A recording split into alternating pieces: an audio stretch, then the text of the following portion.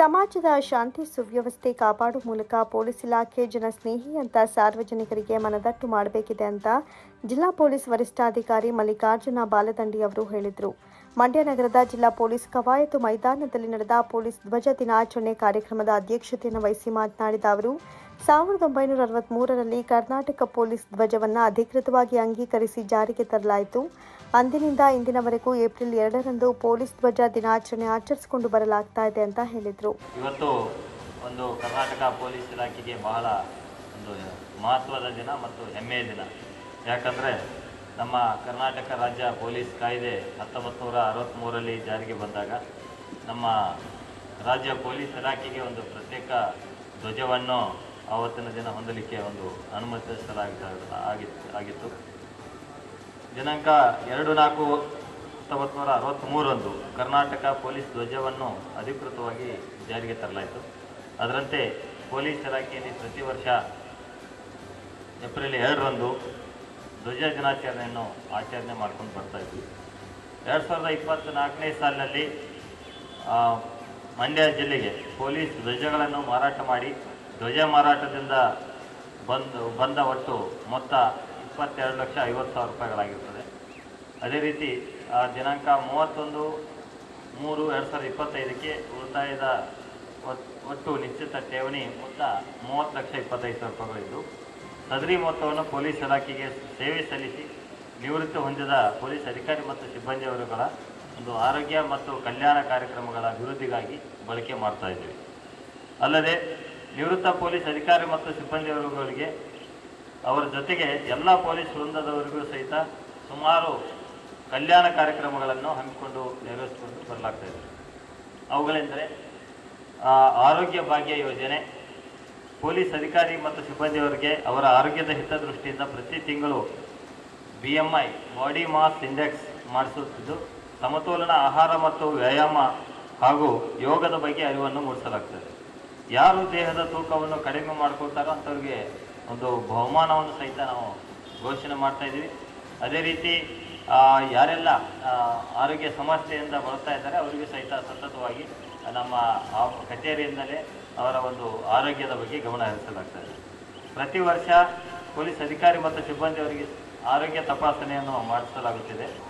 ನಿವೃತ್ತ ಆರಕ್ಷಕ ಉಪಾಧೀಕ್ಷಕರಾದ LK ರಮೇಶ್ ಅವರು ಮಾತನಾಡಿ, ಪೊಲೀಸ್ ಧ್ವಜಕ್ಕೆ ತನ್ನದೇ ಆದ ಮಹತ್ವವಿದೆ. ಯಾವುದೇ ಪೊಲೀಸ್ ಸಿಬ್ಬಂದಿ ಮತ್ತು ಅಧಿಕಾರಿಗಳು ಕರ್ತವ್ಯದಲ್ಲಿ ಲೋಪ ಎಸಗಿದ್ರೆ ಅದು ಧ್ವಜಕ್ಕೆ ಮಾಡುವ ಅವಮಾನ. ಇಲಾಖೆಗೆ ಯಾವುದೇ ರೀತಿಯ ಕಳಂಕ ತರದಂತೆ ಎಲ್ಲ ಪೊಲೀಸ್ ಅಧಿಕಾರಿಗಳು ಮತ್ತು ಸಿಬ್ಬಂದಿಗಳು ಕಾರ್ಯನಿರ್ವಹಿಸಿ ಎಂದರು. ಧ್ವಜ ದಿನಾಚರಣೆ ವಿಶೇಷ ಏನಂದರೆ, ನಮ್ಮ ಪೊಲೀಸ್ ಇಲಾಖೆಗೆ ಈ ಧ್ವಜವನ್ನು ನಾವು ಸಮರ್ಪಿಸಿಕೊಂಡ ಸಂದರ್ಭ ಹಾಗೂ ಪೊಲೀಸ್ ಕಲ್ಯಾಣ ದಿನ.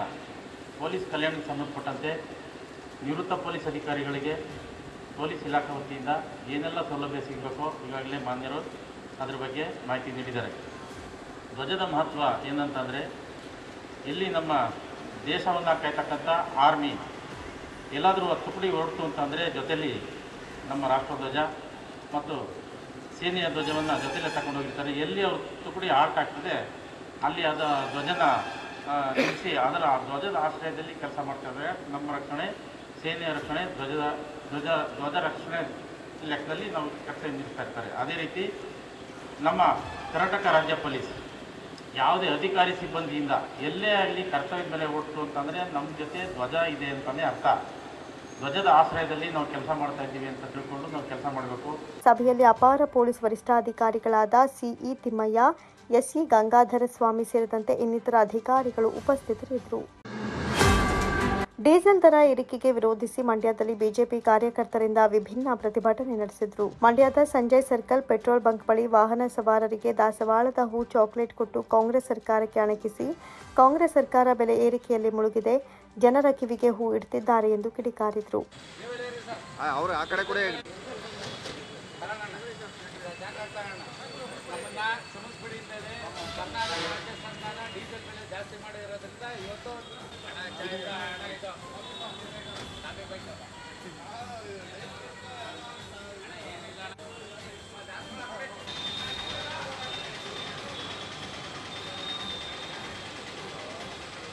ಬೆಲೆ ಏರಿಕೆ ಬಾಕ್ಸ್ ಆಫೀಸ್ ಸುಲ್ತಾನ ಸಿದ್ದರಾಮಯ್ಯಗೆ ಧಿಕ್ಕಾರ.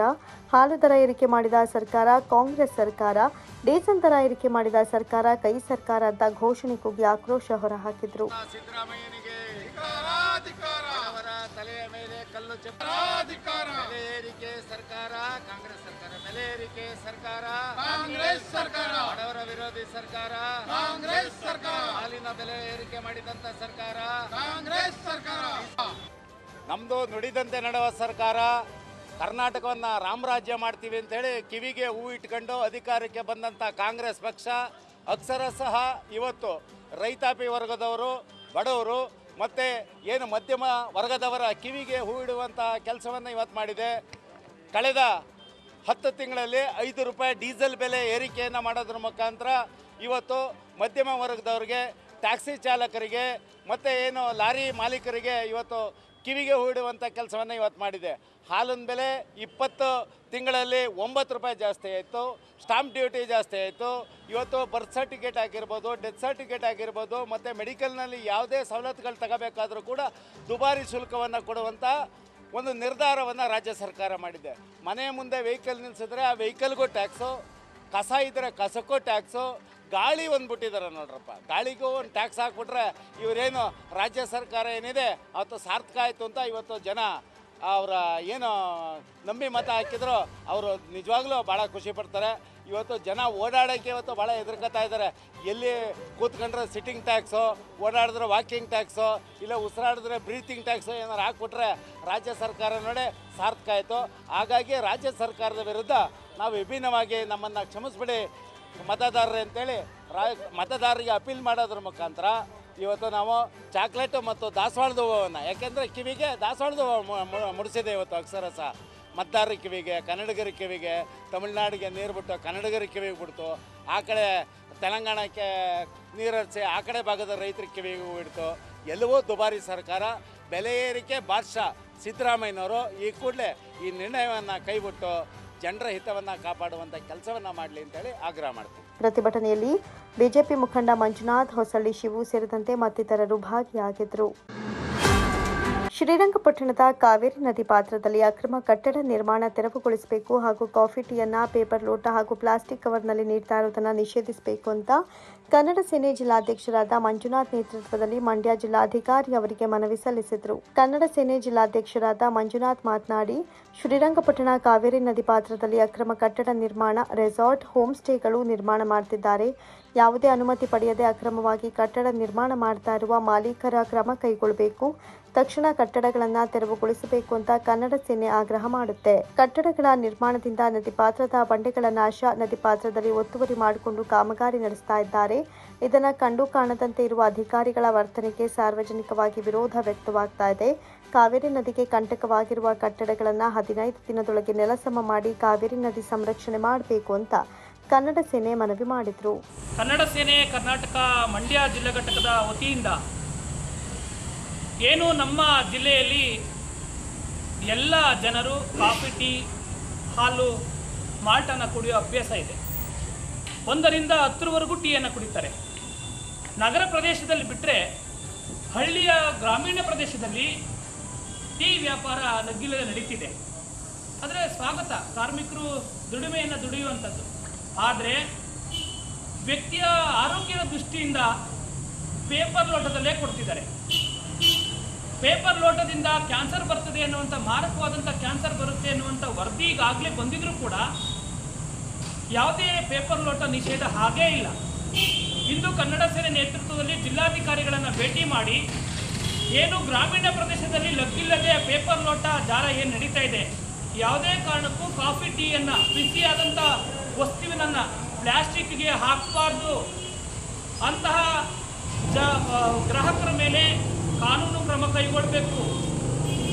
ಪಂಚಾಯಿತಿಯ PDOಗಳ ಮೂಲಕ ಆದೇಶವನ್ನು ಮಾಡಿ ಯಾವುದೇ ಕಾರಣಕ್ಕೂ ಇಂತಹ ಪ್ಲಾಸ್ಟಿಕ್ ಲೋಟದಲ್ಲಿ ವ್ಯಾಪಾರ ಮಾಡುವಂಥ ವ್ಯಕ್ತಿ ಮೇಲೆ ಕಾನೂನು ಕ್ರಮ ಕೈಗೊಳ್ಳಬೇಕು. ಯಾವುದೇ ಕಾರಣಕ್ಕೂ ವ್ಯಾಪಾರ ಮಾಡಬಾರ್ದು ಅನ್ನುವ ಆದೇಶವನ್ನು ಮಾಡಬೇಕು ಅನ್ನುವಂಥ ಆದೇಶವನ್ನು ಇವತ್ತು ಮಂಡ್ಯ ಜಿಲ್ಲಾಧಿಕಾರಿಗಳು ಮಾಡಬೇಕು ಅನ್ನುವ ಒಂದು ಮನವಿಯನ್ನು ಕನ್ನಡ ಸೇನೆ ಮಾಡಿಕೊಂಡಿದೆ. ಈಗ ಅದ ನಂತರ ಮಂಡ್ಯ ಜಿಲ್ಲಾ ಪಂಚಾಯಿತಿ ಮುಖ್ಯ ನಿರ್ವಹಣಾ ಅಧಿಕಾರಿಗಳಿಗೂ ಮನವಿ ಕೊಡ್ತಾ ಇದ್ದೇವೆ.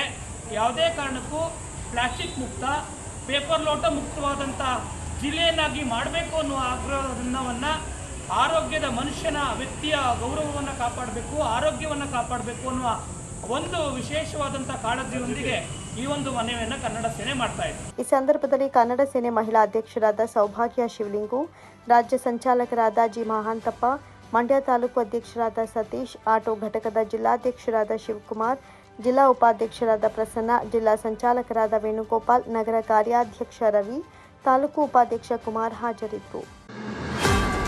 ಸರ್ಕಾರಿ ನಿವೃತ್ತ ನೌಕರರ ಸಂಘದ ವತಿಯಿಂದ ಏಪ್ರಿಲ್ 4ರಂದು ರಾಜ್ಯ ಮಟ್ಟದ ಕಾರ್ಯಾಗಾರ ಮತ್ತು ಸಮಾವೇಶ ಕಾರ್ಯಕ್ರಮವನ್ನು ಬೆಂಗಳೂರಿನ ಪ್ರಿನ್ಸ್ ಶೈನ್ ಅರಮನೆ ಮೈದಾನದ ಆವರಣದಲ್ಲಿ ಆಯೋಜಿಸಲಾಗಿದ್ದು, ಜಿಲ್ಲೆಯ ಎಲ್ಲ ಸರ್ಕಾರಿ ನಿವೃತ್ತ ನೌಕರರು ಭಾಗವಹಿಸುವಂತೆ ಜಿಲ್ಲಾ ಸಂಘದ ಅಧ್ಯಕ್ಷ ಕೆಬಿ ಶಿವಲಿಂಗಯ್ಯ ಮನವಿ ಮಾಡಿದರು. ಸುದ್ದಿಗೋಷ್ಠಿಯಲ್ಲಿ ಮಾತನಾಡಿದ ಅವರು, ಕಾರ್ಯಕ್ರಮವನ್ನು ಮುಖ್ಯಮಂತ್ರಿ ಸಿದ್ದರಾಮಯ್ಯ ಉದ್ಘಾಟಿಸಲಿದ್ದು, ಸಚಿವ ಸಂಪುಟದ ಇತರೆ ಸಚಿವರು ಭಾಗವಹಿಸಲಿದ್ದಾರೆ ಎಂದರು. ಕಾರ್ಯಕ್ರಮದಲ್ಲಿ ಸರ್ಕಾರಿ ನಿವೃತ್ತ ನೌಕರರ ಬೇಡಿಕೆಗಳಾದ ನಗದು ರಹಿತ ಆರೋಗ್ಯ ಭಾಗ್ಯದ ಸಂಧ್ಯಾಕಿರಣ ಯೋಜನೆ ಅನುಷ್ಠಾನ, 70ರಿಂದ 80 ವರ್ಷದೊಳಗಿನ ನಿವೃತ್ತ ನೌಕರರು ಅವರ ಕುಟುಂಬದವರಿಗೆ ಶೇಕಡಾ 10ರಷ್ಟು ಪಿಂಚಣಿ, ಆರ್ಥಿಕ ಸೌಲಭ್ಯ, 2022ರಿಂದ 2024ರವರೆಗೆ ನಿವೃತ್ತಿ ಹೊಂದಿದವರಿಗೆ ಪಿಂಚಣಿ ಆರ್ಥಿಕ ಸೌಲಭ್ಯ ಒದಗಿಸುವುದು, ನಿವೇಶನ ಜಿಲ್ಲಾ ಹಾಗೂ ತಾಲೂಕು ಸಂಘಗಳಿಗೆ ಉಚಿತ ನಿವೇಶನ ಒದಗಿಸುವುದು, 7ನೇ ವೇತನ ಆಯೋಗದ ಶಿಫಾರಸಿನ ಅಂಶಗಳನ್ನು ಯಥಾವತ್ತಾಗಿ ಜಾರಿಗೊಳಿಸುವ ಬೇಡಿಕೆಗಳನ್ನು ಈಡೇರಿಸುವಂತೆ ಮನವಿ ಮಾಡಲಾಗುತ್ತೆ ಅಂತ ಹೇಳಿದರು. ಮಂಡ್ಯ ಜಿಲ್ಲೆಯಿಂದ 8 ಬಸ್ಗಳಲ್ಲಿ 400ರಿಂದ 500 ಮಂದಿ ಸರ್ಕಾರಿ ನಿವೃತ್ತ ನೌಕರರು ಸಮಾವೇಶದಲ್ಲಿ ಭಾಗವಹಿಸಲಿದ್ದಾರೆ ಅಂತ ಇದೇ ವೇಳೆ ತಿಳಿಸಿದರು. ಅವ್ರ ಜೊತೆಗೆ ನಮ್ಮಲ್ಲಿ TH ಆಂಜನಪ್ಪ ಮತ್ತು ಇತರೆ ಸಚಿವರು ಅಲ್ಲಿ ಭಾಗವಹಿಸ್ತಾರೆ. ಅಲ್ಲಿ ಭಾಗವಹಿಸಿ ನಮ್ಮ ಈ ಸಮ್ಮೇಳನವನ್ನು ಅವ್ರ ಸಮಾವೇಶವನ್ನು ನಡೆಸ್ಕೊಡ್ಬೇಕು ಅಂತ ಅಂದ್ಬಿಟ್ಟು ನಾವು ಕೇಳ್ಕೊಂಡಿದ್ದೀವಿ. ಇಲ್ಲಿ ಏನಾಗಿದೆ ಅಂತಂದರೆ 1/8/2024ರಿಂದ ಹೊಸ ವೇತನ ಶ್ರೇಣಿ ಜಾರಿಗೆ ಬಂತು. ಆಗ ಹಿಂದೆ ಸಮಿತಿಯನ್ನು ರಚನೆ ಮಾಡಿದರು. ಆ ಸಮಿತಿಯಲ್ಲಿ ಕೆಲವೊಂದು ವಿಚಾರಗಳನ್ನು ಶಿಫಾರಸು ಮಾಡಿದರು. ಆ ಶಿಫಾರಸು ಮಾಡಿದಂಥ ಎಲ್ಲ ವಿಚಾರಗಳನ್ನು ಕೂಡ ಯಥಾವತ್ತಾಗಿ ಜಾರಿಗೆ ಕೊಟ್ಟಿಲ್ಲ. ಅದಕ್ಕೋಸ್ಕರ ನಾವು ಅದನ್ನು ಮತ್ತೆ ಅವರಿಗೆ ಒತ್ತಾಯ ತರಬೇಕು ಅಂತೇಳಿ ಈ ಸಮಾವೇಶವನ್ನು ಏರ್ಪಾಡು ಮಾಡಿರೋದು. ಅದರಲ್ಲಿ ನಮ್ಮದು ಬೇಡಿಕೆ ಏನಪ್ಪ ಅಂತೇಳಿದ್ರೆ, ನಗದು ರಹಿತ ಆರೋಗ್ಯ ಭಾಗ್ಯ ಅಂದರೆ ಏನು, ಈಗ ಸರ್ಕಾರಿ ನೌಕರರಿಗೆ ಕ್ಯಾಶ್ಲೆಸ್ ಸ್ಕೀಮನ್ನು ಅವರಿಗೆ ಮಾಡಿದ್ದಾರೆ. ಬಟ್ ನಮಗೆ ಯಾಕೆಂದರೆ ಹೆಚ್ಚಿನ ಪೇಷಂಟ್ಗಳು ಇರೋದು ನಮ್ಮ ನಿವೃತ್ತ ಸರ್ಕಾರಿ ನೌಕರರೇ. ಆದ್ದರಿಂದ ನಮಗೂ ಕೂಡ ಅದು ಅನ್ವಯ ಆಗಬೇಕು, ನಗದು ರಹಿತ ಆರೋಗ್ಯ ಭಾಗ್ಯ ಬೇಕು ಅಂತ ಅಂದ್ಬಿಟ್ಟು ಹೇಳಿ ಅದನ್ನು ಇದು ಮಾಡಿದ್ದೀವಿ. ಇನ್ನು ಎರಡನೇದು, ಇಲ್ಲಿ ವೇತನ ಆಯೋಗದಲ್ಲಿ ಶಿಫಾರಸಾಗಿ 70ರಿಂದ 80 ವರ್ಷದೊಳಗಡೆ ಏನು ವಯೋಮಿತಿ ಇದೆ, ಇಲ್ಲಿ ಅವರು ಪಿಂಚಣಿಯನ್ನು ಶೇಕಡಾ 10ರಷ್ಟು ಹೆಚ್ಚುವರಿ ಪಿಂಚಣಿಯನ್ನು ಕೊಡಬೇಕು ಅಂತ ಅನ್ನೋದು ಒಂದು ಬೇಡಿಕೆ ಇತ್ತು. ಅದನ್ನು ಶಿಫಾರಸು ಮಾಡಿದ್ದಾರೆ ಅವರು, ಆದರೆ ಇಲ್ಲಿ ಜಾರಿ ಕೊಟ್ಟಿಲ್ಲ ಇನ್ನು. ಮತ್ತು ನಾವು 65, 70, 75 ಯಾಕೆಂದರೆ 80 ವರ್ಷ, 85 ವರ್ಷ, 90 ವರ್ಷಕ್ಕೆ ಈಗಾಗಲೇ ಜಾರಿಲಿದೆ. 80 ವರ್ಷಕ್ಕೆ 20%, 85ಕ್ಕೆ 30%, ಮತ್ತು 90 ವರ್ಷಕ್ಕೆ 40%, ಅದಕ್ಕಿಂತ ಮೀರಿದ್ರೆ 50% ಇದೆ. ಅದಕ್ಕೆ ನಾವೇನು ಮಾಡಿದ್ವಿ ಅಂತಂದರೆ, ಹಿಂದೆ ನಮ್ಮ ವೇತನ ಆಯೋಗಕ್ಕೆ ನಾವು ಹೋಗಿ ಅಲ್ಲಿ ಕೇಳಿಕೊಂಡಾಗ 65, 70, 75 ಇವಕ್ಕೂ ಕೂಡ ನೀವು ಕನ್ಸಿಡರ್ ಮಾಡಿ 5, 10, 15% ನೀವು ಅಲ್ಲಿ ಇಟ್ಟರೆ 80, 85 ಕಂಟಿನ್ಯೂಷನ್ ಆಗ್ತದೆ ಅದು ಮುಂದಕ್ಕೆ. ಅದರಿಂದ ಏನೂ ತೊಂದರೆ ಆಗಲ್ಲ ಅಂತ ಹೇಳಿದ್ವಿ. ಬಟ್ ಅವರು ವೇತನ ಆಯೋಗದವರು 70ರಿಂದ 80 ವರ್ಷಕ್ಕೆ ಒಂದು ವೇತನ ಪಿಂಚಣಿ ಬಡ್ತಿಯನ್ನು ಕೊಡಬೇಕು 10% ಅಂತೇಳಿ ಶಿಫಾರಸು ಮಾಡಿದ್ದಾರೆ. ಅದನ್ನು ಕೊಟ್ಟಿಲ್ಲ. ಅದಕ್ಕೋಸ್ಕರ ಜಿಲ್ಲೆಯ ಎಲ್ಲ ತಾಲೂಕಿನಿಂದ ಎಲ್ಲ ತಾಲೂಕುಗಳಿಗೆ ಕೂಡ ನಾವು ಭೇಟಿ ಮಾಡಿ ಅವ್ರಿಗೆ ಹೇಳಿದ್ದೀವಿ. ತಾಲೂಕಿನಿಂದ ಒಂದೊಂದು ಬಸ್ಸು ಮತ್ತು ನಮ್ಮ ಮಂಡ್ಯದಿಂದ 2 ಬಸ್ಸುಗಳು ಅಂತ ಅಂದ್ಬಿಟ್ಟು ನಾವು ಲೆಕ್ಕಾಚಾರ ಹಾಕ್ಕೊಂಡು ಒಟ್ಟು 8 ಬಸ್ಗಳು ಮಂಡ್ಯ ಜಿಲ್ಲೆಯಿಂದ ಹೋಗ್ತಾ ಇದ್ದಾವೆ. ಇನ್ನೂ ಹೆಚ್ಚಿನ ಸಂಖ್ಯೆಯಲ್ಲಿ ನಮ್ಮ ನಿವೃತ್ತ ನೌಕರರು ಬರಬೇಕು ಅಂತೇಳಿ ಈ ಮೂಲಕ ನಾವು ಕೋರ್ಕೋತಾ ಇದ್ದೀವಿ. ಸುದ್ದಿಗೋಷ್ಠಿಯಲ್ಲಿ ಸಂಘಟನಾ ಕಾರ್ಯದರ್ಶಿ ವೆಂಕಟೇಶ್ ಗೌಡ, ಅಂಕೇಗೌಡ, ಬಿ ಶಿವಲಿಂಗು ಹಾಜರಿದ್ದರು. ಈ ಹಿಂದಿನ ಬಿಜೆಪಿ ಸರ್ಕಾರ ಮಾಡದಂತಹ ಲೋಪದೋಷಗಳನ್ನು ಸರಿಪಡಿಸಿ ಯೋಜನೆಗಳನ್ನು ಜನರಿಗೆ ತಲುಪಿಸಲು ಇಂದಿನ ಕಾಂಗ್ರೆಸ್ ಸರ್ಕಾರಕ್ಕೆ 1 ವರ್ಷಗಳ ಸಮಯ ಬೇಕಾಯಿತು. ಮೈಸೂರು ಜಿಲ್ಲಾ ಉಸ್ತುವಾರಿ ಹಾಗೂ ಸಮಾಜ ಕಲ್ಯಾಣ ಇಲಾಖೆ ಸಚಿವರು ಆದಂತಹ ಡಾಕ್ಟರ್ ಎಚ್.ಸಿ. ಮಹದೇವಪ್ಪ ಅವರು ದಲಿತರು ಸೇರಿದಂತೆ ಎಲ್ಲ ಶೋಷಿತ ವರ್ಗಗಳ ಮೇಲೆ ಅತ್ಯಂತ ಹೆಚ್ಚು ಕಾಳಜಿಯನ್ನು ವಹಿಸಿ ತಮ್ಮ ಕರ್ತವ್ಯವನ್ನು ನಿಭಾಯಿಸುತ್ತಿದ್ದಾರೆಂದು ದಸಂಸ ಜಿಲ್ಲಾ ಸಂಚಾಲಕ ಚುಂಚನಹಳ್ಳಿ ಮಲ್ಲೇಶ್ ಶ್ಲಾಘಿಸಿದರು. ನರಸೀಪುರ ಪಟ್ಟಣದ ಸರ್ಕಾರಿ ಅತಿಥಿ ಗೃಹದಲ್ಲಿ ಕರೆದಿದ್ದ ಸುದ್ದಿಗೋಷ್ಠಿಯಲ್ಲಿ ಮಾತನಾಡಿ, ಮೈಸೂರಿನಲ್ಲಿ ಬಹುಕೋಟಿ ವೆಚ್ಚದ ಅಂಬೇಡ್ಕರ್ ಭವನ ಕಾಮಗಾರಿ ಸ್ಥಗಿತಗೊಂಡಿತ್ತು. ಈ ವಿಷಯವಾಗಿ ದಸಂಸ ಪ್ರತಿಭಟನೆ ಕೂಡ ನಡೆಸಿತ್ತು. ಎಚ್ಸಿಎಂ ಅವರು ಸರ್ಕಾರದ ಗಮನ ಸೆಳೆದು ಕೂಡಲೇ ಸರ್ಕಾರದಿಂದ ಹಣ ಮಂಜೂರು ಮಾಡಿಸಿದ್ದಾರೆ. ಕಾಮಗಾರಿಗೆ ಚಾಲನೆ ಸಹ ದೊರೆಯಲಿದೆ ಎಂದರು. ಇತ್ತೀಚೆಗೆ ಕಳೆದ ದಿನಗಳಿಂದ ಹಲವಾರು ರೀತಿಯಲ್ಲಿ ಆರೋಪಗಳು, ಪ್ರತ್ಯಾರೋಪಗಳು ಮತ್ತು ಸಮರ್ಥನೆಗಳು ಹೆಚ್ಚಾಗ್ತಾ ಇರೋದ್ರಿಂದ ಈ ಒಂದು ಗೋಷ್ಠಿಯನ್ನು ಕರೆಯಲಾಗಿದೆ. ನಮ್ಮ ಮೈಸೂರಿನ ಜಿಲ್ಲಾ ಉಸ್ತುವಾರಿ ಸಚಿವರು ತಾವು ಈ ಒಂದು ಸರ್ಕಾರದಲ್ಲಿ ಸಮಾಜ ಕಲ್ಯಾಣ ಇಲಾಖೆ ಸಚಿವರು ಹಾಗೂ ಮುನ್ನಣಿಯಿಂದಲೂ ಕೂಡ ದಲಿತ ಸಂಘರ್ಷ ಸಮಿತಿಯ ಒಡೆದು ಹೋಗಿದ್ದಂಥ 15 ಬಣಗಳಾಗಿ ವಿಂಗಡಣೆಯಾಗಿದ್ದಂತಹ ಎಲ್ಲ ಬಣಗಳನ್ನು ಕೂಡ ಚುನಾವಣೆಗೂ ಮುನ್ನ ಸುಮಾರು 12 ಸಂಘಟನೆಗಳನ್ನ ಒಟ್ಟುಗೂಡಿಸೋದ್ರ ಮುಖಾಂತರ ದಲಿತ ಸಂಘರ್ಷ ಸಮಿತಿಯ ಐಕ್ಯ ಚಾಲನಾ ಹೋರಾಟ ಸಮಿತಿಯನ್ನು ಮಾಡಿ ಕಟ್ಟುವಲ್ಲಿ ಅವರು ಯಶಸ್ವಿಯಾಗಿದ್ದರು. ಆ ಸಂದರ್ಭದಲ್ಲಿ ಸುಮಾರು ಲಕ್ಷಾಂತರ ಜನರನ್ನು ಸೇರಿಸಿ ಮೈಸೂರಿನ ನ್ಯಾಷನಲ್ ಕಾಲೇಜ್ ಮೈದಾನದಲ್ಲಿ ದೊಡ್ಡದಾದಂಥ ಒಂದು ಬೃಹತ್ ಮಟ್ಟದ ಒಂದು ಹೋರಾಟವನ್ನು ಕೂಡ ಕೋಮುವಾದಿಗಳ ವಿರುದ್ಧ ಮಾಡಿರ್ತಕ್ಕಂಥ ಒಂದು ನೆನಪನ್ನು ನಾವು ಇವತ್ತು ಗಮನಿಸಬೇಕಾಗಿದೆ. ದಲಿತ ಸಂಘರ್ಷ ಸಮಿತಿ ಬೆನ್ನೆಲುಬಾಗಿ ನಿಂತಿರ್ತಕ್ಕಂಥ ಏಕೈಕ ವ್ಯಕ್ತಿ ಅಂತ ಹೇಳಿದ್ರೆ ಅದು ಎಚ್.ಸಿ. ಮಹದೇವಪ್ಪ ಮಾತ್ರ. ಇಡೀ ರಾಜ್ಯದಲ್ಲಿ ಒಂದಾಗಬೇಕು, ಎಲ್ಲರೂ ಕೂಡ ಹೋರಾಟವನ್ನು ಮಾಡಬೇಕು ಅಂತಕ್ಕಂಥ ಕನಸನ್ನು ಹೊತ್ಕೊಂಡು ಬಂದಂಥವ್ರು. ಅವರು ಸಮಾಜ ಕಲ್ಯಾಣ ಇಲಾಖೆಯಲ್ಲಿ ಅವರು ವಹಿಸ್ಕೊಂಡಂಥ ಸಂದರ್ಭದಲ್ಲಿ ಅನೇಕ ಹಿಂದಿನ ಸರ್ಕಾರ ಅನೇಕ ಲೋಪದೋಷಗಳನ್ನ ಮಾಡಿರ್ತಕ್ಕಂಥದ್ದು ಪ್ರತಿಯೊಬ್ಬರೂ ಗೊತ್ತಿರೋಂಥ ವಿಚಾರ.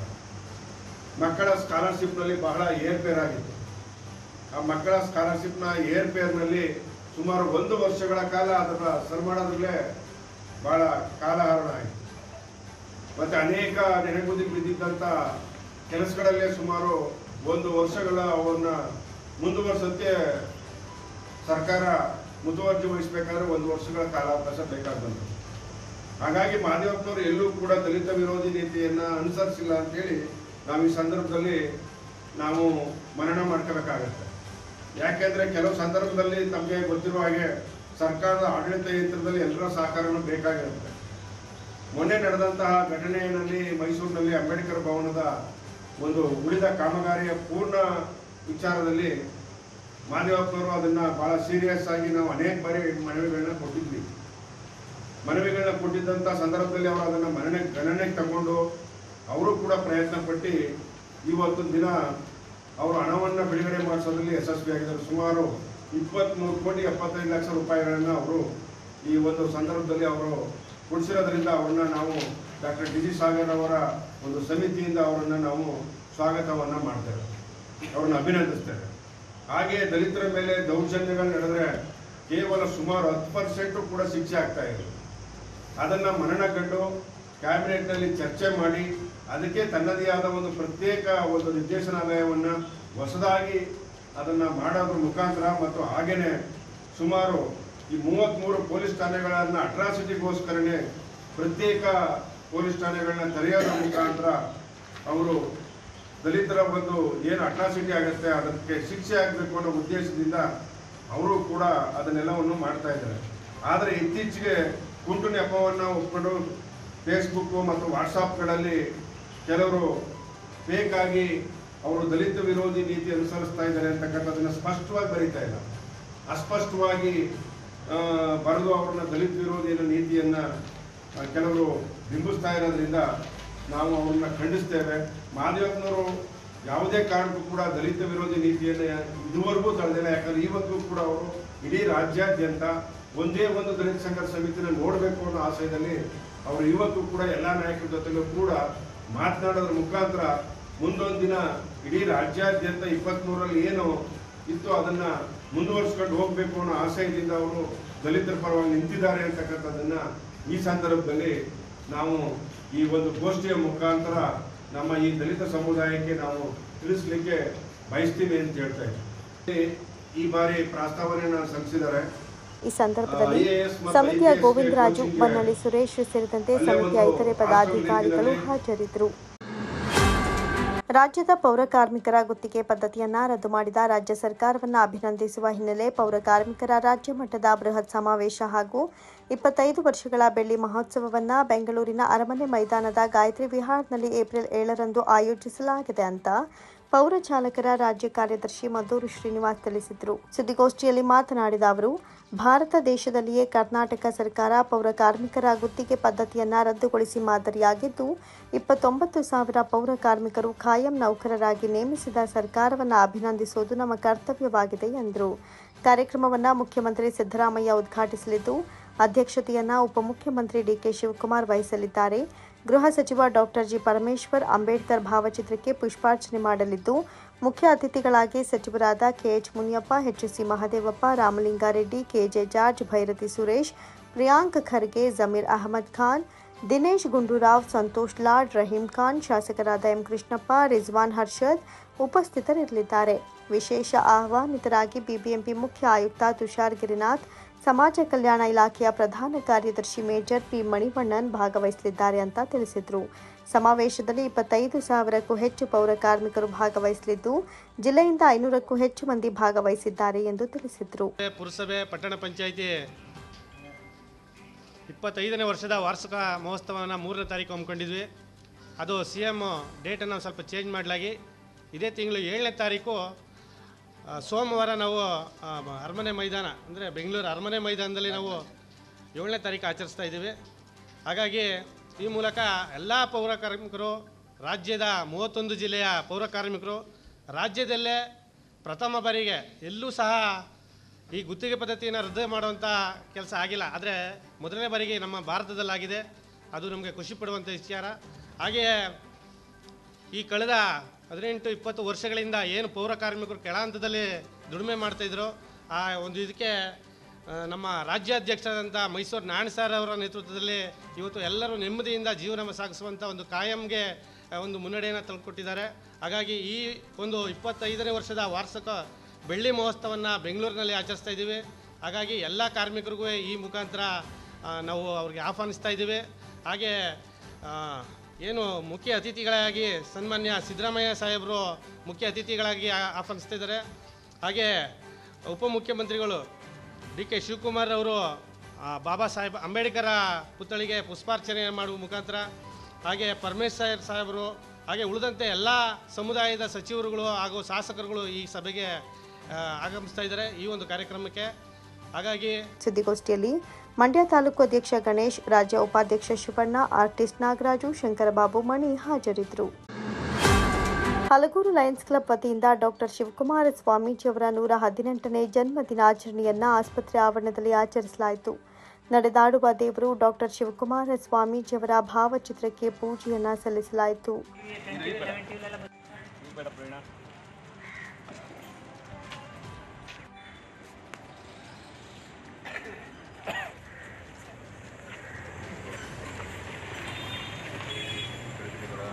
ನಂತರ ಹಲಗೂರು ಲಯನ್ಸ್ ಕ್ಲಬ್ ವತಿಯಿಂದ ಪ್ರತಿದಿನ ನಡೆಯುವ ಹಸಿವು ನಿವಾರಣಾ ಕಾರ್ಯಕ್ರಮದಲ್ಲಿ ಅನ್ನ ಸಂತರ್ಪಣಾ ಕಾರ್ಯಕ್ರಮ ನಡೆಯಿತು. ಅನ್ನ ಸಂತರ್ಪಣೆ ಕಾರ್ಯಕ್ರಮವನ್ನು ನಿವೃತ್ತ ಶಿಕ್ಷಕರಾದ AS ದೇವರಾಜು, ಪತ್ರಕರ್ತ ಜಯಣ್ಣ, ಪ್ರವೀಣ್ ಸಿ ಕಾರ್ಯಕ್ರಮವನ್ನು ನಡೆಸಿಕೊಟ್ರು.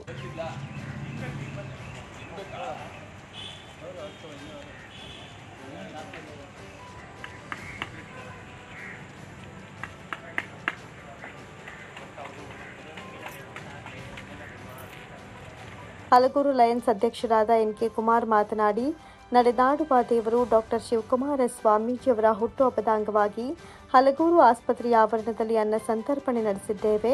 ಅವರು ಕೂಡ ಅನ್ನದಾನ ಮಾಡ್ತಾ ಇದ್ರು, ಅಕ್ಷರದಾನ ಮಾಡಿದ್ದಾರೆ. ಅವರು ಮತ್ತೆ ಹುಟ್ಟಿ ಬರಲಿ ಅಂತ ತಿಳಿಸಿದರು. ನಮಸ್ಕಾರ, ನನ್ನ ಹೆಸರು NK ಕುಮಾರ್ ಅಂತ, ಹಲಗೂರು ಲಯನ್ಸ್ ಕ್ಲಬ್ ಅಧ್ಯಕ್ಷ. ಇವತ್ತು ಗೌರ್ಮೆಂಟ್ ಹಾಸ್ಪಿಟಲ್ ಆವರಣದಲ್ಲಿ ಶಿವಕುಮಾರ ಸ್ವಾಮಿ 118 ವರ್ಷದ ಅವರ ಹುಟ್ಟುಹಬ್ಬದ ಪ್ರಯುಕ್ತ ಪ್ರತಿದಿನ ಕೂಡ ಅನ್ನದಾನ ಇಲ್ಲ ಮಾಡ್ತಾಯಿದ್ವಿ. ಅನ್ನಪೂರ್ಣ ಮಾಡ್ತಾ ಇರೋದು ಇವತ್ತು ಅವರ ಒಂದು 118ನೇ ವಯಸ್ಸಿನ ಹುಟ್ಟದ ಹಬ್ಬದ ಪ್ರಯುಕ್ತ ಇಲ್ಲಿ ಅನ್ನದಾನವನ್ನು ಕೂಡ ಮಾಡ್ತಾ ಇದ್ದೀವಿ. ಅವರು ನಡೆದಾಡು ದೇವರೊಂದು ಪ್ರಸಿದ್ಧ ಹೆಸರನ್ನು ಪಡೆದಂಥವರು, ವಿದ್ಯಾದಾನ ಮಾಡಿದ್ದಾರೆ, ಆರೋಗ್ಯ ದಾನ ಮಾಡಿದ್ದಾರೆ, ಇನ್ನು ಅನೇಕ ಈ ಜನಪರ ಕಾರ್ಯಕ್ರಮಗಳು ಮಾಡಿದ್ದಾರೆ. ಹಾಗಾಗಿ ಯಲಗೂರು ಲಯನ್ಸ್ ಕ್ಲಬ್ ಪ್ರತಿದಿನ ಹಂಗರ್ ಪ್ರೋಗ್ರಾಮ್ ನಡೀತಾ ಇರೋದ್ರಿಂದ ಇವತ್ತು ಅವರ ಹೆಸರಿನಲ್ಲಿ ಇವತ್ತು ಹಂಗರ್ ಪ್ರೋಗ್ರಾಮನ್ನು ನಾವು ಇವತ್ತು ಮಾಡಿದ್ದೇವೆ. ಮತ್ತೆ ಅವರು ಹುಟ್ಟು ಬಂದು ಈ ನಾಡಿನಲ್ಲಿ ಇನ್ನೂ ಅನೇಕ ಧರ್ಮ ಕಾರ್ಯಗಳನ್ನು ಮಾಡಲಿ ಅಂತ ಹೇಳ್ತಾ ಈ ಸಂದರ್ಭದಲ್ಲಿ ಕೇಳ್ತಾರೆ. ಇದೇ ಸಂದರ್ಭದಲ್ಲಿ ಅಧ್ಯಕ್ಷರಾದ NK ಕುಮಾರ್, ಕಾರ್ಯದರ್ಶಿ DL Madegowda, AS Devaraju, lion Jaishankar, Praveen, Padmanabha ಹಾಜರಿದ್ದರು. ನ್ಯಾಯಮೂರ್ತಿ HN ನಾಗಮೋಹನ್ ದಾಸ್ ಅಧ್ಯಕ್ಷತೆಯ ಆಯೋಗ ಮತ್ತು ರಾಜ್ಯ ಸಚಿವ ಸಂಪುಟದ ತೀರ್ಮಾನದಂತೆ ಒಳ ಮೀಸಲಾತಿಯ ಹೊಸ ಸಮೀಕ್ಷೆಗೆ ಜಾತಿ ಹೆಸರನ್ನು ಸ್ಪಷ್ಟವಾಗಿ ಬರೆಸುವ ಬಗ್ಗೆ ಸರ್ಕಾರ ಮತ್ತು ಅಧಿಕಾರಿಗಳು ಅಗತ್ಯ ಕ್ರಮ ಕೈಗೊಳ್ಳಬೇಕು ಅಂತ ಮನ್ಮೂಲ್ ಮಾಜಿ ನಿರ್ದೇಶಕ ಕುಮಾರ್ ಕುಪ್ಪ ತಿಳಿಸಿದರು.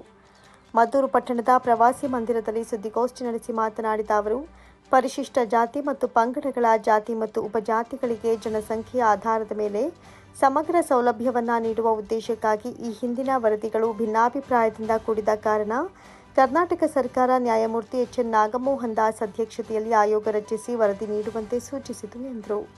ಅದರಂತೆ ಸದರಿ ಆಯೋಗ ಸಂಶೋಧನಾತ್ಮಕ, ವೈಜ್ಞಾನಿಕ, ಪ್ರಾಯೋಗಿಕ ತಂತ್ರಾಂಶದ ಆಧಾರದಲ್ಲಿ ಎಲ್ಲ ಪರಿಶಿಷ್ಟ ಜಾತಿ ಮತ್ತು ಪಂಗಡದ ಆದಿ ಕರ್ನಾಟಕ, ಆದಿ ದ್ರಾವಿಡ, ಆದಿ ಜಾಂಬವ, ಬಲಗೈ, ಎಡಗೈ, ಭೋವಿ, ಲಂಬಾಣಿ, ಕೊರಮ, ಕೊರಚ, ಶಿಳ್ಳೆಕ್ಯಾತ ಹಾಗೂ ಇನ್ನಿತರೆ ಎಲ್ಲ ಉಪಜಾತಿಗಳು ಸ್ಪಷ್ಟವಾಗಿ ತಮ್ಮ ತಮ್ಮ ಜಾತಿಯನ್ನ ನಮೂದಿಸಲು ಮನವಿ ಮಾಡಿದ್ರು. ರಚನೆ ಮಾಡ್ತು, ಮಾಧುಸ್ವಾಮಿ ಆಯೋಗವನ್ನ ರಚನೆ ಮಾಡ್ತು. ಈ ಮೇಲ್ಕಂಡ ಆಯೋಗಗಳ ತಂತ್ರಾಂಶದ ಪ್ರಕಾರ ನಮಗೆ ಜನಸಂಖ್ಯೆಯ ಆಧಾರದ ಮೇಲೆ ಮೀಸಲಾತಿಯನ್ನ ಕೊಡಬೇಕಾಗಿತ್ತು. ಸ್ವಲ್ಪ ಅಲ್ಲಲ್ಲಲ್ಲಲ್ಲೇ ಸಣ್ಣ ಪುಟ್ಟ ಭಿನ್ನಾಭಿಪ್ರಾಯಗಳು ಹುಟ್ಕೊಂಡ ಕಾರಣಕ್ಕೆ ಇವತ್ತಿನ ಕರ್ನಾಟಕ ಸರ್ಕಾರದ ಮಾನ್ಯ ಮುಖ್ಯಮಂತ್ರಿಗಳು ಸಿದ್ದರಾಮಯ್ಯನವರು ನ್ಯಾಯಮೂರ್ತಿ HS ನಾಗಮೋಹನ್ ದಾಸ್ ಅವರ ಅಧ್ಯಕ್ಷತೆಯಲ್ಲಿ ಒಂದು ವರದಿಯನ್ನ ಸಿದ್ಧಪಡಿಸೋಕೆ ಅವರಿಗೆ ಅಧಿಕಾರವನ್ನ ಕೊಟ್ಟರು. ಯಾಕೆ ಕೊಟ್ಟರು ಅಂದ್ರೆ, ಆದಿ ಕರ್ನಾಟಕ ಅಲ್ಲೂ ಕೂಡ ಎಡಗೈ ಬಲಗೈ ಅವರೇ. ತುಮಕೂರ್ಗೆ ಹೋದ್ರೆ ಆದಿ ಕರ್ನಾಟಕ ಅಂದ್ರೆ ಅಲ್ಲಿ ಎಡಗೈನವರು, ಮಂಡ್ಯಕ್ಕೆ ಬಂದ್ರೆ, ಮೈಸೂರಿಗೆ ಬಂದ್ರೆ ಆದಿ ಕರ್ನಾಟಕ ಅಂದ್ರೆ ಬಲಗೈನವರು. ಆದಿ ದ್ರಾವಿಡ ಅಲ್ಲೂ ಕೂಡ ಎಡಗೈ ಬಲಗೈನವರು ಅವರೇ. ಆದಿ ಜಾಂಬವ ಅಲ್ಲೂ ಕೂಡ ಎಡಗೈ ಮತ್ತು ಬಲಗೈನವರು ಅವರೇ. ಆದಿ ಆಂಧ್ರ ಅಲ್ಲೂ ಕೂಡ ಎಡಗೈ ಮತ್ತು ಬಲಗೈನವರು ಅವರೇ. ಎಲ್ಲ ಕಡೆ ಎಡಗೈ ಬಲಗೈನವರು ಇರೋರು ನಿರ್ದಿಷ್ಟವಾಗಿ ಜಾತಿಯ ಸಮೀಕ್ಷೆ ಮಾಡೋದು ಕಷ್ಟ ಸಾಧ್ಯ ಆಗಿತ್ತು. ಆ ಕಾರಣಕ್ಕೆ ನಾಗಮೋಹನ್ ದಾಸ್ ಅವರವರು ಒಂದು ಒಳ್ಳೆ ಅಭಿಪ್ರಾಯವನ್ನ ಇವತ್ತು ಸರ್ಕಾರಕ್ಕೆ ವರದಿ ಕೊಟ್ಟರು. ಸಂಶೋಧನಾತ್ಮಕ, ವೈಜ್ಞಾನಿಕ ಮತ್ತು ಪ್ರಾಯೋಗಿಕ ತಂತ್ರಾಂಶವನ್ನ ಆಧರಿಸಿ ಜನಸಂಖ್ಯೆಯನ್ನ ನೀವು ಗುರುತಿಸಬೇಕು ಅಂತ ತಮ್ಮ ವರದಿಯಲ್ಲಿ ಉಲ್ಲೇಖವನ್ನ ಮಾಡಿದ್ರು. ಹಾಗಾಗಿ ಕರ್ನಾಟಕ ಸರ್ಕಾರ ಅದನ್ನ ಒಪ್ಪಿ ಇವತ್ತು ಸಚಿವ ಸಂಪುಟದಲ್ಲಿ ಆ ವರದಿಯನ್ನ ಸ್ವೀಕಾರ ಮಾಡಿ ಪ್ರಾಯೋಗಿಕವಾಗಿ, ಸಂಶೋಧನಾತ್ಮಕವಾಗಿ ಮತ್ತು ವೈಜ್ಞಾನಿಕವಾಗಿ ತಂತ್ರಾಂಶದ ಅಡಿಯಲ್ಲಿ ಜನಸಂಖ್ಯೆಯ ಸೆನ್ಸಸ್ ಮಾಡೋದಕ್ಕೆ ಸಚಿವ ಸಂಪುಟ ತೀರ್ಮಾನ ತಗೊಂಡಿದೆ. ಅದಕ್ಕೆ ನಾವು ಏನು ಪ್ರೇಯರ್ ಮಾಡ್ತಾ ಇದ್ದೀವಿ ಅಂತಂದ್ರೆ, ಇಡೀ ರಾಜ್ಯ, ಜಿಲ್ಲೆ, ತಾಲೂಕು, ಹೋಬಳಿಗಳು, ಗ್ರಾಮ ಪಂಚಾಯಿತಿ ವ್ಯಾಪ್ತಿಗಳಲ್ಲಿ, ಬಡಾವಣೆಗಳಲ್ಲಿ, ಬೀದಿಗಳಲ್ಲಿ, ಕೇರಿಗಳಲ್ಲಿ ವಲಯ ಜಾತಿಗೆ ಸೇರಿದ್ರೆ, ವಲಯ ಪದ ಇವತ್ತು ಸಂವಿಧಾನ ಬಳಕೆಯಲ್ಲಿ ಇಲ್ಲದ ಕಾರಣ ನಾನು ಬಲಗೈ ಎಂದು ಆದಿ ಕರ್ನಾಟಕನರಾಗಿರೋ, ಆದಿ ದ್ರಾವಿಡನರಾಗಿರೋ, ಆದಿ ಜಾಂಬವನರಾಗಿರೋ, ಆದಿ ಆಂಧ್ರನರಾಗಿರೋ, ನೀನು ಮೂಲ ವಲಯ ಜನಾಂಗಕ್ಕೆ ಸೇರಿದ್ರೆ ಬಲಗೈ ಅಂತಲೋ, ನಿನ್ನ ಮೂಲ ಮಾದಿಗ ದಂಡೋರ ಆಗಿದ್ರೆ, ಮಾದಿಗ ಜನಾಂಗಕ್ಕೆ ಸೇರಿದ್ರೆ ಎಡಗೈ ಅಂತಲೋ ಸಮೀಕ್ಷೆಯಲ್ಲಿ ನಿಮ್ಮ ಜಾತಿಯನ್ನು ಸ್ಪಷ್ಟವಾಗಿ ದಾಖಲು ಮಾಡಿ ಅಂತ ಜನರಲ್ಲಿ ಅವೇರ್ನೆಸ್ ಮೂಡಿಸೋದಕ್ಕೆ, ಮನವಿ ಮಾಡೋದಕ್ಕೆ, ಪ್ರೇಯರ್ ಮಾಡೋದಕ್ಕೆ ನಿಮ್ಮ ಮೂಲಕ ನಾವು ಇವತ್ತು ಜನರಿಗೆ ಮೋಟಿವೇಟ್ ಮಾಡುವಂಥ ಕೆಲಸವನ್ನ ಮಾಡ್ತಾ ಇದ್ದೀವಿ. ಇಡೀ ತಾಲೂಕಲ್ಲಿ ಏನು ಯುವ ಜನರು ಇದ್ದೀರಿ, ವಿಶೇಷವಾಗಿ ಯುವ ಜನರು ಈ ಜಾತಿಯ ಸಮೀಕ್ಷೆಗೆ ಮುಂದಾಗಬೇಕು. ಜಾತಿಯ ಜನಗಣತಿಗೆ ಸರ್ಕಾರದ ಜೊತೆ ನೀವು ಕೈ ಜೋಡಿಸ್ಬೇಕು, ಮುಂದಾಗಬೇಕು ಅಂತ ಯುವ ಜನರಲ್ಲಿ, ಸಂಘ ಸಂಸ್ಥೆಯವರಲ್ಲಿ, ಪ್ರಗತಿಪರ ಚಿಂತಕರಲ್ಲಿ, ನನ್ನ ಸಮುದಾಯದ ಎಲ್ಲ ಮುಖಂಡರಲ್ಲಿ, ನನ್ನ ಮತ್ತು ನನ್ನ ಚಿಕ್ಕಪ್ಪವ್ರ ಸಮುದಾಯ, ನನ್ನ ಸಮುದಾಯ ಅಂದ್ರೆ ಮೂಲ ವಲಯ ಜನಾಂಗ ಬಲಗೈ, ನನ್ನ ಚಿಕ್ಕಪ್ಪರ ಸಮುದಾಯ ಅಂದ್ರೆ ಮೂಲ ಮಾದಿಗ ಜನಾಂಗ ಎಡಗೈ, ಎಡ ಮತ್ತು ಬಲ ಎರಡೂ ಕೈನವರು ನಿರ್ದಿಷ್ಟವಾಗಿ ನಿಮ್ಮ ಜಾತಿಯನ್ನು ಸ್ಪಷ್ಟವಾಗಿ ದಾಖಲು ಮಾಡಿ ಅಂತ ಹೇಳುವ ಮೂಲಕ ಏನು ನ್ಯಾಯಮೂರ್ತಿ ನಾಗಮೋಹನ್ ದಾಸ್ ವರದಿ ಇದೆ, ಆ ವರದಿಯನ್ನು ಅನುಷ್ಠಾನಕ್ಕೆ ತರೋದಕ್ಕೆ ಕರ್ನಾಟಕ ಸರ್ಕಾರ ಸಚಿವ ಸಂಪುಟ ತೀರ್ಮಾನ ತಗೊಂಡಿದೆ.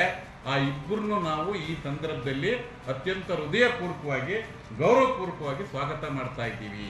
ಸುದ್ದಿಗೋಷ್ಠಿಯಲ್ಲಿ ಮುಖಂಡರಾದ ಕೆ ಕಬ್ಬಾಳಯ್ಯ, ದೊರೆಸ್ವಾಮಿ, ಮರಿದೇವರು, ಅಂಬರೀಶ್, ಚಾಮನಹಳ್ಳಿ ಮಂಜು ಹಾಜರಿದ್ದರು. ಕಾಂಗ್ರೆಸ್ ಸರ್ಕಾರ ಅಧಿಕಾರಕ್ಕೆ ಬಂದಾಗಿನಿಂದ ರಾಜ್ಯದಲ್ಲಿ ಬೆಲೆ ಏರಿಕೆ ಹೆಚ್ಚಾಗಿದ್ದು, ಇದರಿಂದ ಸಾರ್ವಜನಿಕರು ತತ್ತರಿಸುವಂತಹ ಪರಿಸ್ಥಿತಿ ನಿರ್ಮಾಣವಾಗಿರುವುದನ್ನು ಖಂಡಿಸಿ ಏಪ್ರಿಲ್ 2ರಂದು ಫ್ರೀಡಂ ಪಾರ್ಕ್ನಲ್ಲಿ ಅಹೋರಾತ್ರಿ ಪ್ರತಿಭಟನಾ ರ್ಯಾಲಿ ಹಾಗೂ ಏಪ್ರಿಲ್ 8ರಂದು ಜನಾಕ್ರೋಶ ರ್ಯಾಲಿಯನ್ನು ಹಮ್ಮಿಕೊಳ್ಳಲಾಗಿದೆ ಅಂತ ಬಿಜೆಪಿ ಜಿಲ್ಲಾಧ್ಯಕ್ಷ ಇಂದ್ರೇಶ್ ತಿಳಿಸಿದರು. ಸುದ್ದಿಗೋಷ್ಠಿಯಲ್ಲಿ ಮಾತನಾಡಿದ ಅವರು, ಅಹೋರಾತ್ರಿ ಪ್ರತಿಭಟನಾ ರ್ಯಾಲಿಯ ಹಾಗೂ ಜನಾಕ್ರೋಶ ರ್ಯಾಲಿಯ ಮೂಲಕ ಬೆಲೆ ಏರಿಕೆ ಸಂಬಂಧ ಸಾರ್ವಜನಿಕರಿಗೆ ಜಾಗೃತಿ ಮೂಡಿಸಲಾಗುವುದು ಎಂದರು. ಕಾಂಗ್ರೆಸ್ ಅಧಿಕಾರಕ್ಕೆ ಬಂದಾಗಿನಿಂದಲೂ ಗ್ಯಾರಂಟಿ ಹೆಸರಿನಲ್ಲಿ ಬೆಲೆ ಏರಿಕೆ ಮಾಡ್ತಾ ಇದ್ದು, ಅನಗತ್ಯ ಬೆಲೆ ಏರಿಕೆ ಮಾಡಿ ಜನಸಾಮಾನ್ಯರಿಗೆ ಹೊರೆಯಾಗಿ ಹೆಚ್ಚಿಸಿ ತನ್ನ ಬೊಕ್ಕಸ ತುಂಬಿಕೊಳ್ಳುವಲ್ಲಿ ನಿರತವಾಗಿದೆ ಅಂತ ಹೇಳಿದರು. ಸಿದ್ದರಾಮಯ್ಯ ಮುಖ್ಯಮಂತ್ರಿ ಆದಾಗಿನಿಂದಲೂ 3 ಬಾರಿ ಹಾಲಿನ ದರ ಏರಿಕೆ ಮಾಡಿ ರೈತರಿಗೆ ಪ್ರೋತ್ಸಾಹ ಧನ ಹೆಚ್ಚಿಸುತ್ತೇವೆ ಅಂತ ಹೇಳಿದ್ದು, ಮಾತಿಗೆ ತಕ್ಕಂತೆ ನಡೆದುಕೊಳ್ಳದೇ ಇದ್ದು ರೈತರಿಗೆ ಸುಮಾರು 662 ಕೋಟಿ ರೂಪಾಯಿ ಬಾಕಿ ಉಳಿಸಿಕೊಂಡಿದೆ. ಇದೀಗ 9 ರೂಪಾಯಿ ಬೆಲೆ ಏರಿಕೆ ಮಾಡಿ ಹಾಲು ಉತ್ಪಾದಕರಿಗೆ ಪ್ರೋತ್ಸಾಹ ಧನವನ್ನು ಹೆಚ್ಚಿಸಿಲ್ಲ ಅಂತ ದೂರಿದರು. ವಿದ್ಯುತ್ ದರ, ಸರ್ಕಾರಿ ಆಸ್ಪತ್ರೆಯಲ್ಲಿನ ಸೌಲಭ್ಯಗಳ ಬೆಲೆ, ಮುದ್ರಾಂಕ ಶುಲ್ಕ, ವೃತ್ತಿಪರ ಸೇವೆಗಳ ಬೆಲೆ ಏರಿಕೆ ಮಾಡಿ ಸಾರ್ವಜನಿಕರಿಗೆ ಜೀವನ ನಡೆಸಲಾಗದಂತೆ ಮಾಡಿದ್ದು, ಎಸ್ಸಿಪಿ ಟಿಎಸ್ಪಿ ಯೋಜನೆಯ 38,860.52 ಕೋಟಿ ಹಣವನ್ನು ಗ್ಯಾರಂಟಿ ಹೆಸರಿನಲ್ಲಿ ವಿನಿಯೋಗಿಸಿ ದಲಿತ ಸಮುದಾಯಕ್ಕೆ ಅನ್ಯಾಯವೆಸಗಲಾಗಿದೆ ಅಂತ ಆರೋಪಿಸಿದರು. ರಾಜ್ಯದಲ್ಲಿರುವಂಥ ಜನವಿರೋಧಿ ಕಾಂಗ್ರೆಸ್ ಸರ್ಕಾರದ ವಿರುದ್ಧ ಏನು ಈ ಸರ್ಕಾರ ಬಂದಾದ ಮೇಲೆ ಹುಟ್ಟಿದ ದಿನದಿಂದ ಸಾಯೋವರೆಗೂ ಕೂಡ ಯಾವ್ಯಾವ ರೀತಿ ಬೆಲೆ ಏರಿಕೆಯನ್ನು ಮಾಡಬೇಕೋ ಅಷ್ಟು ಬೆಲೆ ಏರಿಕೆಯನ್ನು ದರಿದ್ರ ಕಾಂಗ್ರೆಸ್ ಸರ್ಕಾರ ಮಾಡ್ತಾ ಬಂದಿದೆ. ಇಡೀ ದೇಶದಲ್ಲಿ ಯಾವುದಾದ್ರೂ ರಾಜ್ಯದಲ್ಲಿ ಅತ್ಯಂತ ದುಬಾರಿಯಾದ ಜೀವನ ಯಾವುದಿದೆ ಅಂದರೆ ಅದು ನಮ್ಮ ಕರ್ನಾಟಕದಲ್ಲಿದೆ. ತಮಗೂ ಗೊತ್ತು, ಈ ಸರ್ಕಾರ ಬಂದ ತಕ್ಷಣವೇ ಡೀಸೆಲ್ಲು ಮತ್ತು ಪೆಟ್ರೋಲ್ ಬೆಲೆಯನ್ನು ಜಾಸ್ತಿ ಮಾಡ್ತು, 3 ರೂಪಾಯಿ ಜಾಸ್ತಿ ಮಾಡ್ತು. ಅದಾದಮೇಲೆ ನೀವು ನೋಡ್ಬೋದು, ಈ ಸರ್ಕಾರ ಬಂದು 2 ವರ್ಷದಲ್ಲಿ ಹಾಲಿನ ದರ ಏರಿಕೆಯನ್ನು ಕಂಟಿನ್ಯೂಸ್ ಆಗಿ ಮಾಡ್ಕೊಂಡು ಬಂದಿದೆ.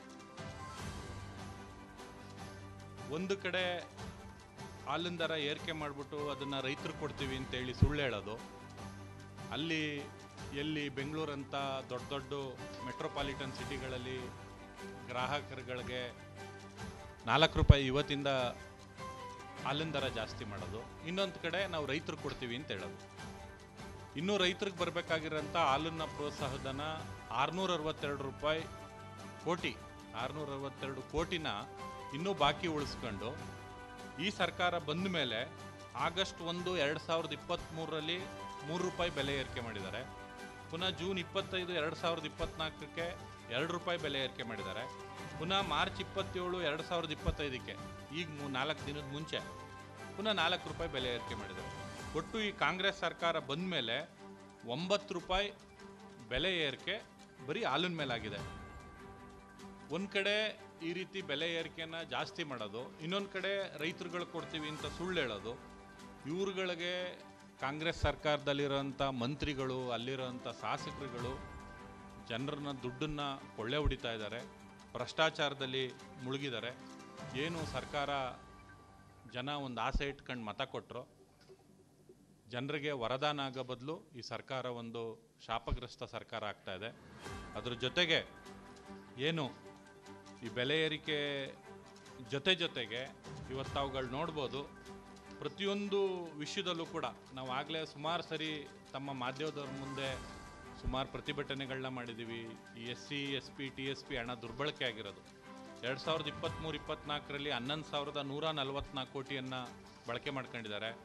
2024-25ರಲ್ಲಿ 14,282 ಕೋಟಿ ಬಳಕೆ ಮಾಡ್ಕೊಂಡಿದ್ದಾರೆ. ಪುನಃ 2025-26ರಲ್ಲಿ 13,433 ಕೋಟಿ ಹಣವನ್ನು ದುರ್ಬಳಕೆ ಮಾಡ್ಕೊಂಡಿದ್ದಾರೆ. ಜೊತೆಗೆ ಏನು ಈ ದಲಿತ ಸಮುದಾಯದ ಒಟ್ಟಾರೆ ಈ ಗ್ಯಾರಂಟಿ ಹೆಸರಿನಲ್ಲಿ ಒಟ್ಟು 38,860 ಕೋಟಿಯ ಹಣವನ್ನು ಈ ಸರ್ಕಾರ ದುರ್ಬಳಕೆ ಮಾಡ್ಕೊಂಡಿದೆ. ಒಂದು ಕಡೆ ದಲಿತರಿಗೆ ಮೋಸ ಮಾಡೋದು, ಇನ್ನೊಂದು ಕಡೆ ಅಲ್ಪಸಂಖ್ಯಾತರನ್ನ ಓಲೈಕೆ ಮಾಡ್ಕೊಳ್ಳೋದು. ತಮಗೂ ಗೊತ್ತು, ಈಗ ಏನು ಗುತ್ತಿಗೆ ಮೇಲೆ ಅಲ್ಪಸಂಖ್ಯಾತರಿಗೆ 4% ಮೀಸಲಾತಿ ಸಂವಿಧಾನ ವಿರೋಧಿ ನೀತಿಯನ್ನು ಈ ಕಾಂಗ್ರೆಸ್ ಸರ್ಕಾರ ಮಾಡ್ಕೊಂಡು ಬಂದಿದೆ. ಅದರ ವಿರುದ್ಧ ಮತ್ತು ತಮಗೆಲ್ಲ ಪ್ರತಿಯೊಬ್ಬರಿಗೂ ಗೊತ್ತು, ಈ ಸರ್ಕಾರ ಬಂದ ಮೇಲೆ ಮುದ್ರಾಂಕ ಶುಲ್ಕಗಳು ಯಾವ ರೀತಿ ಜಾಸ್ತಿ ಆಗಿದ್ದಾವೆ ಅಂತೇಳಿ. ಮಧ್ಯಮ ವರ್ಗದವ್ರಿಗೆ ಈ ಜಾಸ್ತಿ ಮಾಡಿರೋಂಥ ಮುದ್ರಾಂಕ ಶುಲ್ಕ ಯಾವ ಮಟ್ಟಿಗೆ ಏರಿಕೆ ಆಗಿದೆ ಅಂದರೆ, ತಮಗೆ ಕೊಟ್ಟಿದ್ದೀವಿ, ಆ ಪತ್ರದಲ್ಲಿದೆ. ದತ್ತು ಸ್ವೀಕಾರ ಪತ್ರ ಹಿಂದೆ 500 ರೂಪಾಯಿ ಇತ್ತು, ಈಗ 1000 ರೂಪಾಯಿ ಆಗಿದೆ. ಅಫಿಡವಿಟ್ಟು 20 ರೂಪಾಯಿ ಇತ್ತು, ಈಗ 100 ರೂಪಾಯಿ ಆಗಿದೆ. ಸ್ವಾಧೀನವಿಲ್ಲದ ಮಾರಾಟ ಒಪ್ಪಂದ 0.1% ಇತ್ತು, ಈಗ 0.5% ಮಾಡಿದ್ದಾರೆ. DTD 0.2% ಇತ್ತು, ಈಗ 0.5% ಮಾಡಿದ್ದಾರೆ. ಸುದ್ದಿಗೋಷ್ಠಿಯಲ್ಲಿ ಕಾರ್ಯದರ್ಶಿ TS ವಿವೇಕ್, ಉಪಾಧ್ಯಕ್ಷ B ಕೃಷ್ಣ, ನಗರ ಅಧ್ಯಕ್ಷ ವಸಂತ್, ಮಾಧ್ಯಮ ವಕ್ತಾರ ನಾಗಾನಂದ, ಜಿಲ್ಲಾ ವಕ್ತಾರ CT ಮಂಜುನಾಥ್ ಹಾಜರಿದ್ದರು.